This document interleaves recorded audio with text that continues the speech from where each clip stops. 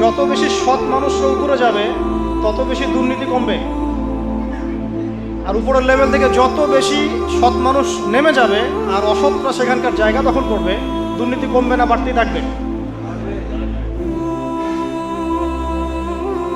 বাংলাদেশের জনগণ তাদের নিজস্ব যে অর্থ সম্পদ আছে আল্লাহর প্রদত্ত, এগুলো দিয়ে চলতে সক্ষম, শতভাগ সক্ষম ইনশাআল্লাহ। সামনে এই যে বন্যাগুলো হয়ে গেছে, এই বন্যার সময় কি বাইরের দেশ থেকে আমেরিকা, রাশিয়ার আমাদেরকে ত্রাণ পাঠিয়েছিল? কাদের টাকা থেকে ত্রাণ এসেছে? আমাদের টাকা থেকে ত্রাণ এসেছে। আমাদের সমস্যা আমরা মেটাতে পারি নাই।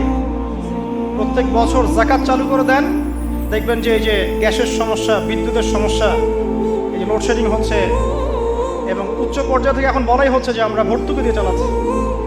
দিতে হবে না ইনশাআল্লাহ, যদি আপনি যাকাতের একটা সুন্নাহ চালু করতে পারেন। প্রত্যেক